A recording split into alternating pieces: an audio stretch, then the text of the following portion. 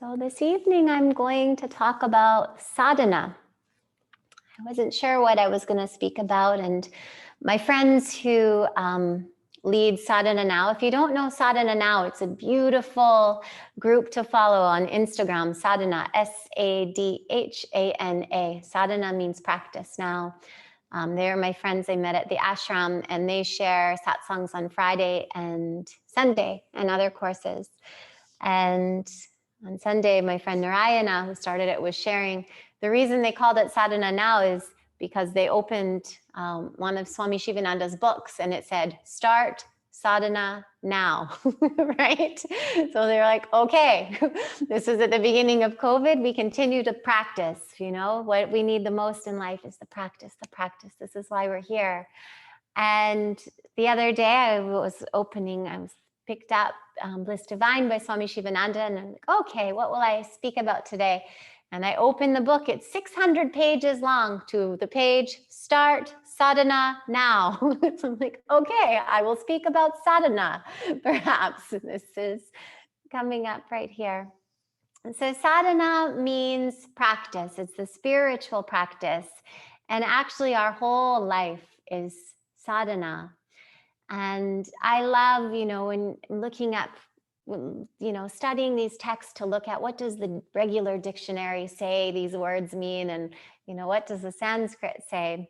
So I came upon this definition of sadhana: the actual application or use of an idea, belief, or method, as opposed to theories relating to it. The actual application, using these ideas, practicing these beliefs, these methods, instead of just staying in the theories, right? This is what practice is. This is what our sadhana is. And it took me a long time to find a yoga teacher. I did many teacher trainings before I found Sri Dharma and spent quite a lot of time at the ashram. I always loved, for my first training, I loved the philosophy so much. I thought, this is amazing. I want to meet someone who tries to do this, right? And it took a while to, find someone who, they try to follow and live these teachings. And we do know that the best way to share and lead is by example, right? So this is what practice is, right? What we're actually doing, right? So we can talk a lot about yoga, but then we go off, we can talk about unity, we can talk about compassion. And then when we get out into the world where all the triggers for the ego exist, we practice the beliefs of the ego.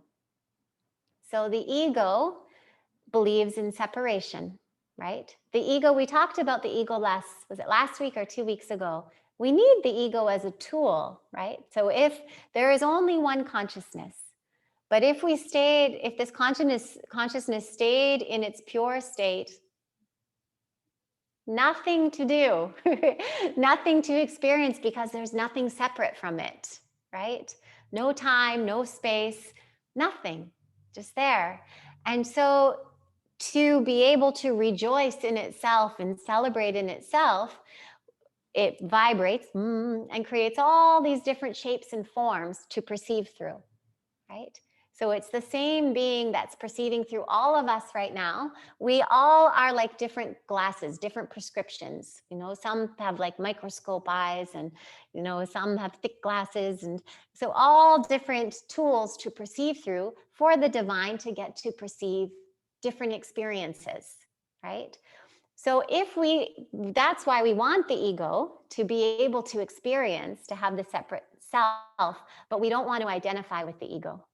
If we think we're the ego, then we believe I'm separate, I'm alone.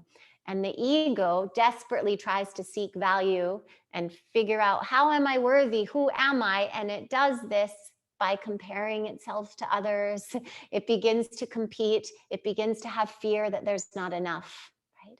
But when we know that the ego is simply a tool for who we really are, this eternal divine consciousness to perceive through, then it's not so painful. So the practices of the ego, egoic practices are the practices of separation, the practices, the actual application or use of the idea that we're separate from one another. And this is where fear comes in this. So all the things we do in the day that are connected to fear are the ego sadhana to reinforce the ego. And as we go into our practice, the invitation is to practice living as if we already know I am in that body too. I am in all these, right? That person that cut me off, oh, that's me being angry too. And instead of being mad at me for being angry, curious, oh, I must not be feeling well. I probably need some compassion or some nurturing, right? So the sadhana is every moment of the day. We have our set sadhana, things that are recommended to do because all of the issues come in the mind, right? So there are things we know to do. Our pranayama every day helps to calm the mind, balance the nervous system. The food we eat has a really powerful effect on our mind, right? If you don't believe that, you can just look at the extreme ones, right? So, if you put coffee in your body, maybe something happens, right? Or certain things. If you put alcohol in your body, that's a type of food, it changes the state of consciousness. And even the foods that we're not aware of, that we think maybe they're not affecting our state of consciousness, they still do, right? So learning, what food creates a sattvic environment? Sattvic environment is one that's pure, harmonious, peaceful. You might start to notice as you practice more, when I have spicy food, I get a little angry after. Maybe, not for everyone, right? But the spicy food has a more rajasic nature. So it might inspire the nervous system to be busy, more active, more in competition. Okay. So everything we do, every choice we have is part of our sadhana. But to practice the sadhana and to progress more quickly on the path, our imagination comes into play. Really imagining that we already know that everything we see is God in drag, is the divine in a costume, and that we are the divine here to serve ourselves, right? Not in an act of love, right? Wow, in this constant state of awe of how beautiful this creation is.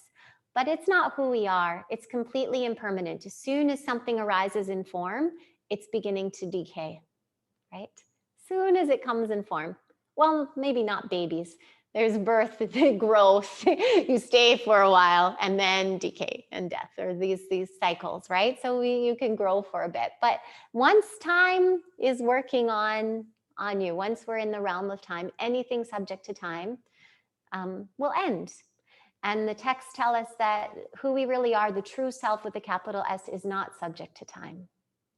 Time, we talked about this last week, the notions of time are created by the ego. So when I'm just one, nothing to perceive, everything stops. There's no time. That's one of my favorite meditations. Imagine yourself in everything. And then if I'm in here, there's nothing to see. If I'm in all the stuff, it stops. But when we think I'm here and something's there, time starts because these objects have to relate to one another. Suddenly there's time and space and all of these things. This game, this Maya comes up, okay? So maybe you want to put into the chat, if you want, some ways that you are practicing reinforcing the ego. Does anyone have any sadhana, any practices that help the ego that you're willing to courageously share in the chat? I have 8,000 every day, probably more. Do we have 21,600 breaths? Is that a day? I'm not sure. Maybe that's a longer time. What sadhana does the ego do? I see some courageous fingers. Judging. Yeah.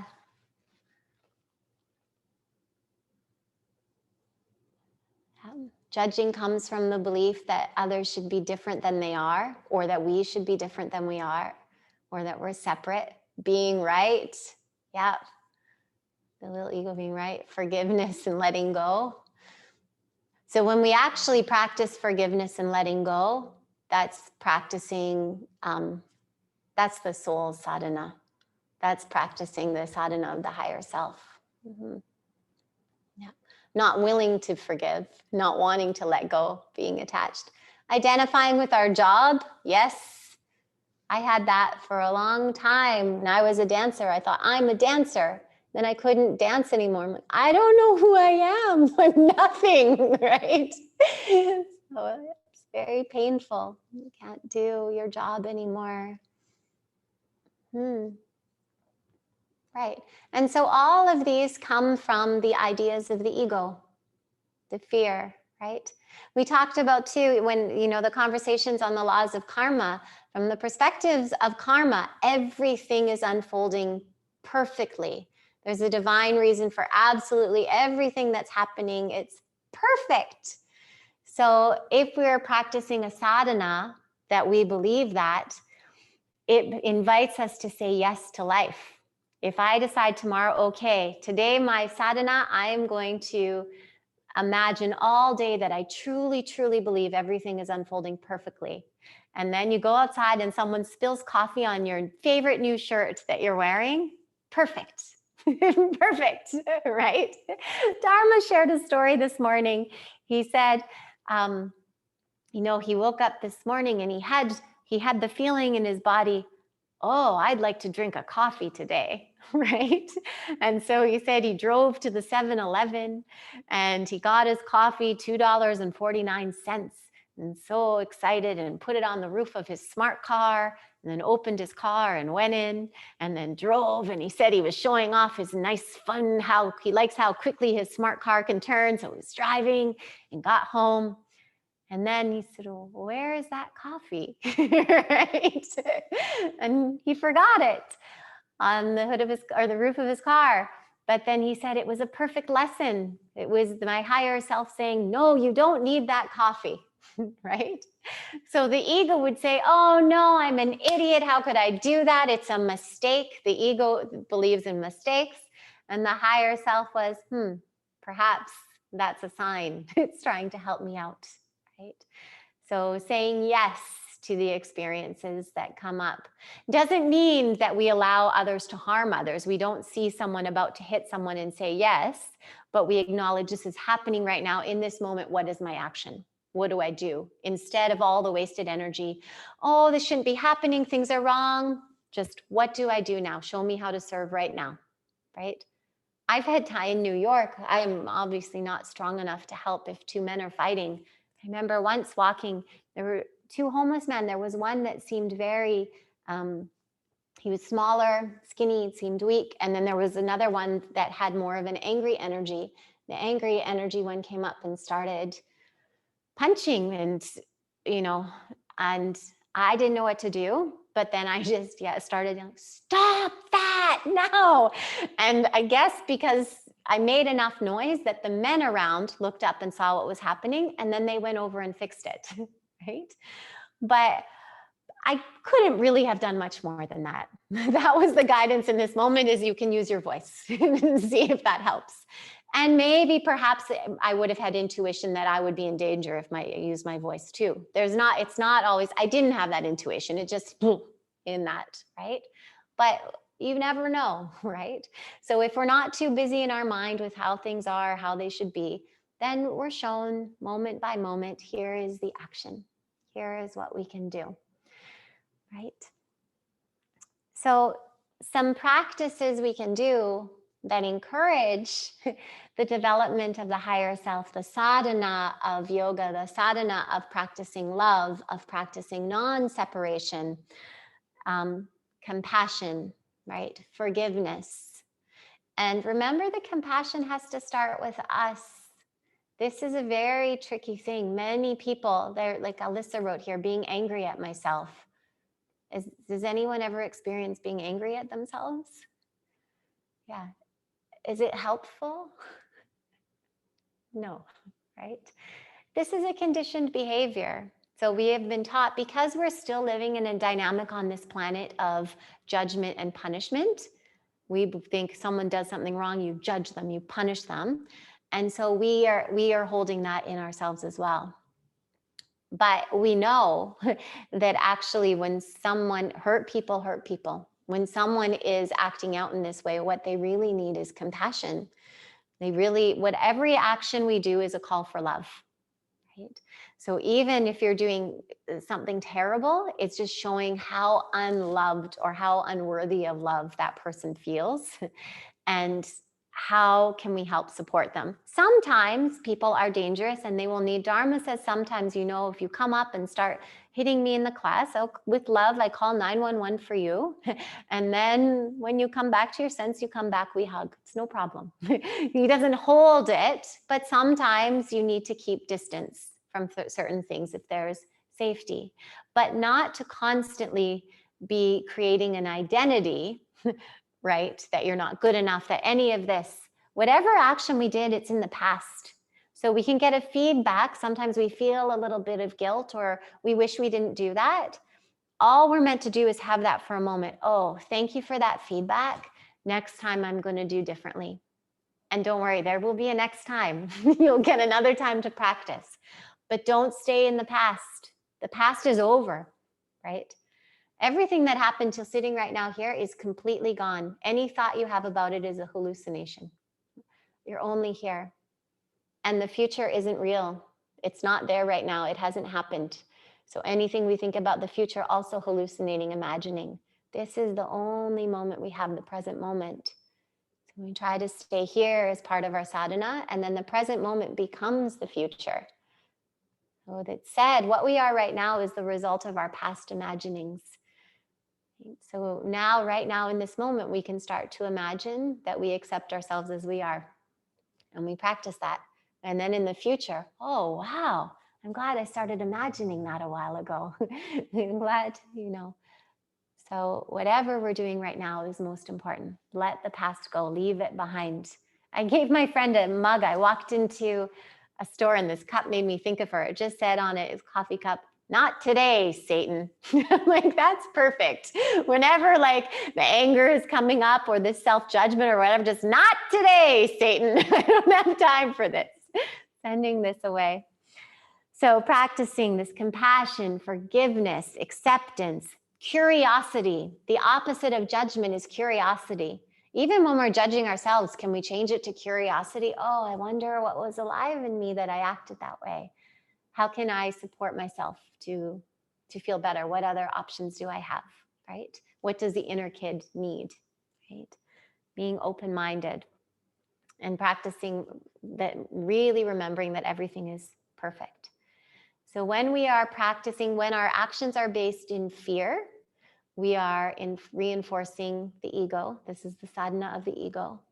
And when our actions are rooted in love, or in faith, love, then that is the sadhana of the higher self. This is the medicine of the world, moving everything to this, bringing this compassion. So I'm going to just read a little bit from Bliss Divine by Swami Shivananda. It says on sadhana. So he says, sadhana is spiritual movement consciously systematized. Sadhana is the purpose for which we have come to this place. So it's said that to actually receive a human body is the highest boon. This is the only body you can achieve self-realization in. The chakra system, the chakras are lined up perfectly for the energy to rise up Sushumna and awaken. So animals have chakras too, but a turtle might only have one chakra. It's very earthy. Maybe it just has the red chakra, right? Stays low to the ground. So as we evolve through different forms, different beings, then we get to have this system where we can realize. Abhyasa and sadhana are synonymous terms. Abhyasa means constant practice. I love this word. It's the name of the teacher training I share. Abhyasa, constant practice. The object of sadhana is to release life from the limitations with which it is bound, releasing it from the limitations of the ego and really seeing what's going on from the limitless, from that eternal consciousness we have. Sadhana is a lifelong process. Every day, every hour, every minute is an onward march. Obstacles are innumerable in this great voyage, but so long as you hold the divine as the guide, there's nothing to worry about. You are sure to reach the other shore. And it says here, the spiritual path may in the beginning appear to be very hard, thorny, and slippery. I know this is true for me. I'm like, oh, I'm feeling worse now. There was a time I'm like, what is going on? When we start diving in and starting to explore what's in us, it's painful at first. The old system has to break down. Renunciations of objects gives pain at the outset. If you struggle hard to tread the path, if you once make a strong determination and firm resolve, then it becomes very easy. You get interest and new joy. Your heart expands. You have a broad outlook of life. You have a new, wider vision. You feel the help from the invisible hands of the indweller of your heart. Your doubts are cleared by themselves by getting answers from within. You can hear the shrill, sweet voice of the divine. And there is an indescribable thrill of divine ecstasy from within. There is deep, abiding, everlasting joy and unruffled peace. It's good to read this kind of stuff. This keeps you practicing, right? So you're like, okay, to remember this. I'm sharing satsang for Sadhana now on Friday, and I think I'm going to speak about miracles and imagination. There's some beautiful miracles if you read Autobiography of a Yogi or some of the stories of the saints. These incredibly, it makes you giggle to read, like, could this truly be possible? But it improves your faith, so it helps you to stay with the path.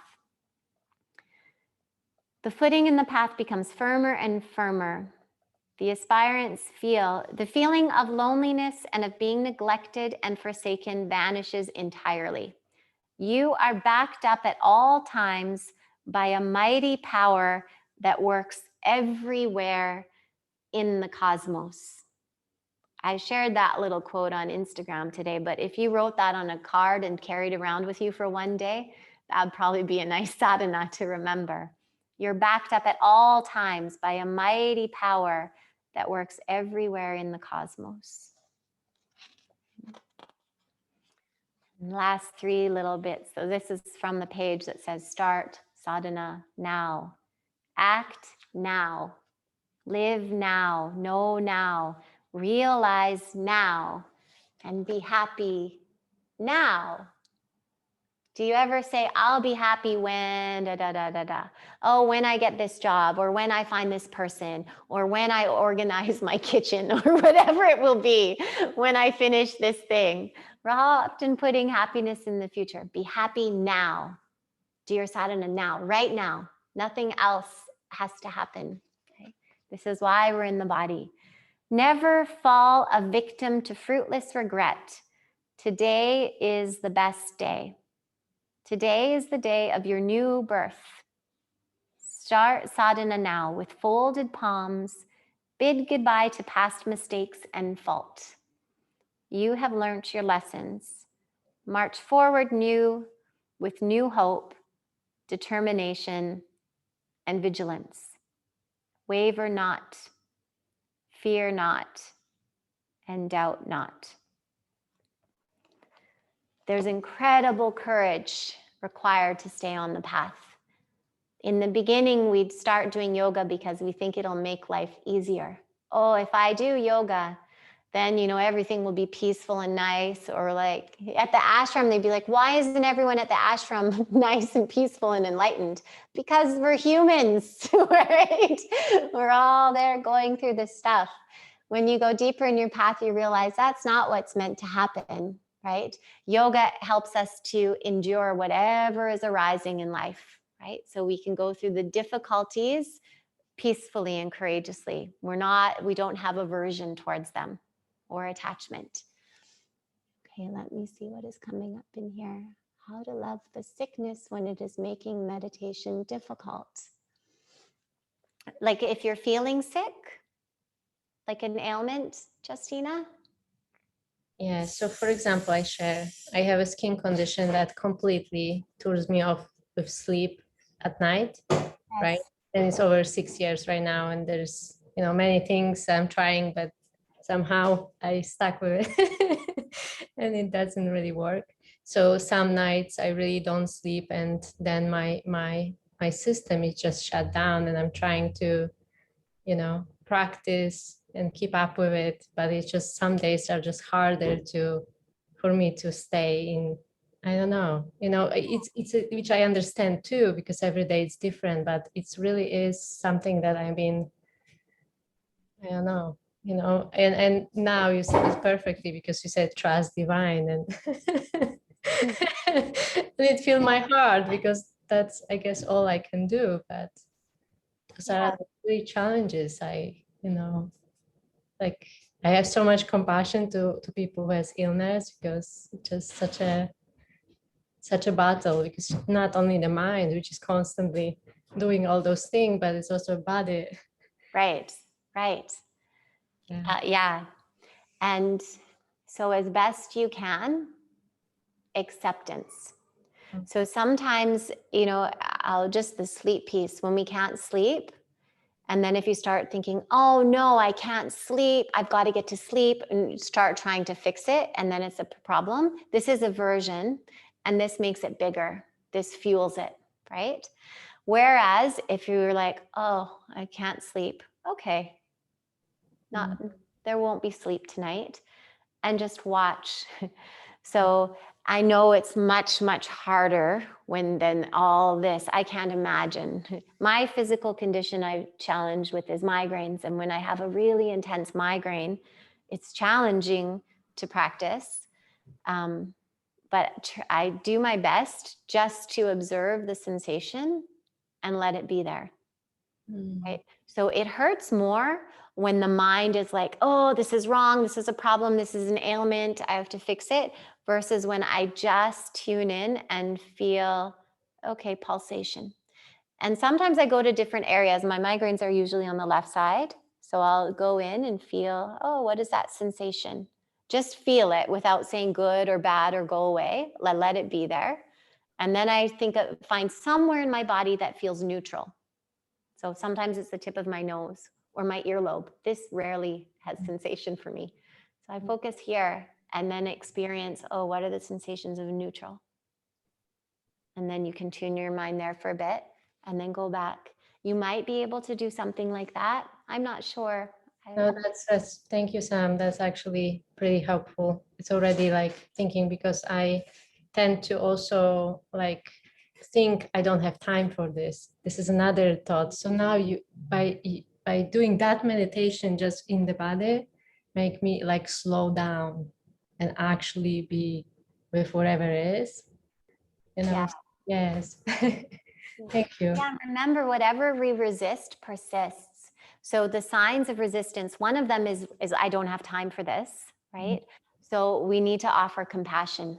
Sit there and, okay, I'm willing to feel this. I'm here. And then remember, Sri Dharma doesn't sleep, right? He just does yoga nidra all night. So you can say, okay, just you know, if you do that, you get rest. When I did Vipassana meditation, I remember towards the end of it, they said, don't worry if you don't sleep, you can just do Vipassana all night. And there was one night where I was like, okay, just going through, and it felt very rested. So Vipassana for me as well. I have so much energy and I barely slept. So yeah, that was very interesting experience. Mm-hmm. Thanks. Thank you for asking, Justina. Lindsay, I believe we have to embrace the information of our shortcomings or sickness or disease when it arises during or post meditation. We meditate to clear the subconscious junk. It has to come up first. Then we can trudge onward. Yeah, so are you saying sometimes in meditation something will, if we sit, we hold space, allow it to be there, and then some guidance may be spoken up. You know, sometimes you may get an inner voice of what to do instead of the big mind being like, how can I fix this? Googling all the places and searching. Come back into yourself and be like, okay, we're here with this. Right? So the pain in the body is the intersection, the contact between mind and matter. So whatever, the mind has all the discomfort, all the stories in it, and they manifest in our body in different areas, different pain. We don't have to know the story. We don't have to, if we're experiencing, in an asana, we're like, oh, I'm really feeling something somewhere in my body. We don't have to go in, oh, this is because this and this, or maybe this, or oh, I read that this. We just need to be present with it and then allow it to arise and pass. And it can all unwind on its own just by steadiness and presence. Sometimes when we're trying to figure out what caused it, we make an identity. Oh, this happened because I'm wounded. And we stay in it a little longer. Right? All right. So we did talk, last week I shared this bit from the Gita, which I love. This is in chapter 9. In the commentary, it's Shivananda's commentary, verse 29. It's talking about the divine is impartial. The divine, unconditional love is impartial, beyond love and hatred. Its grace flows to everyone. Okay? But then to receive the grace, it's just up to us to decide, am I going to turn in or not?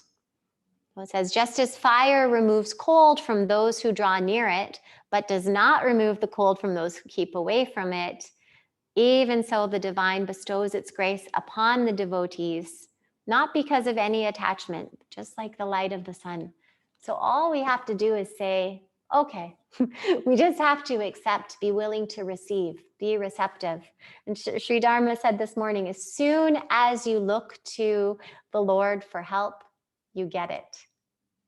As soon as you really look in here and say, okay, show me, okay, I'm willing to serve you. Right? It comes. Does anyone have any other questions, comments?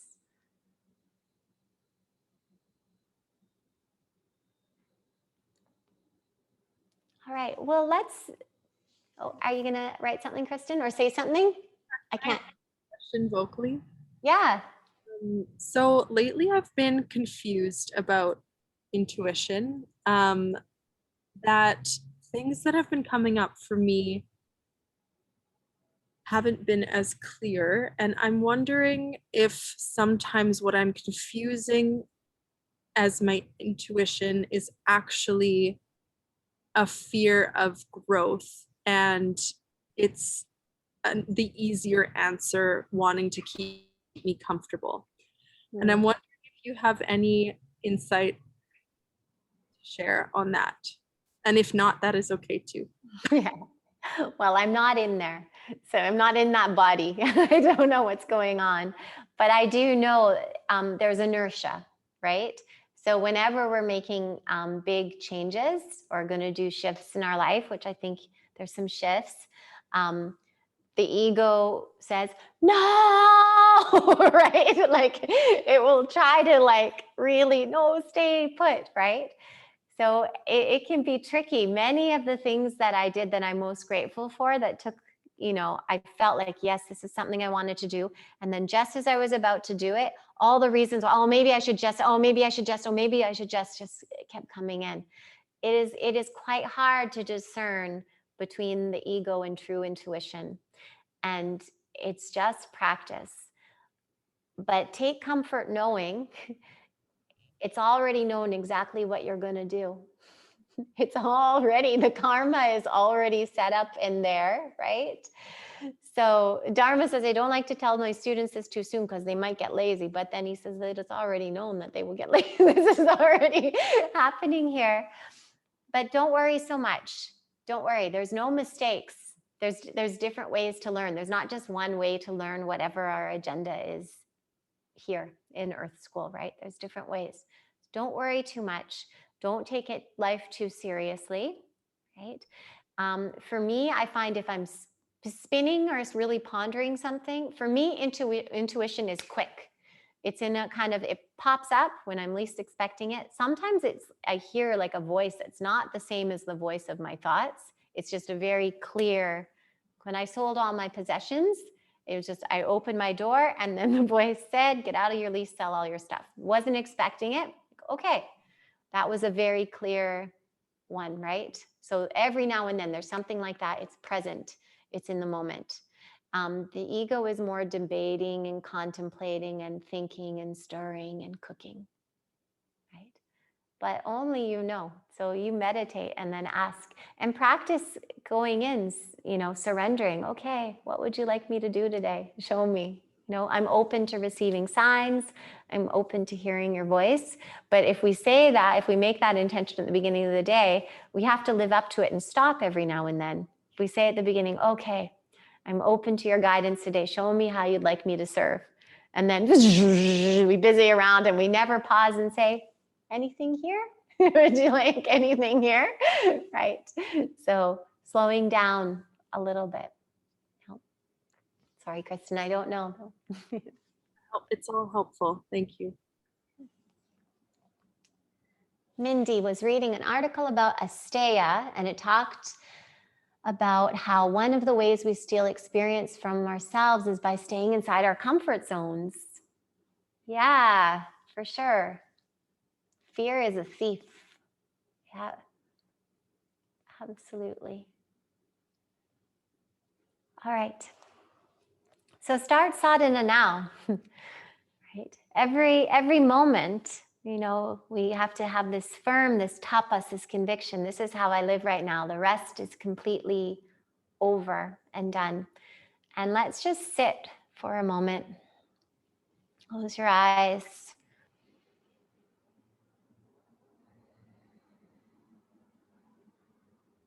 Bring all your attention to the space between your eyebrows. Imagine there's a blank movie screen there.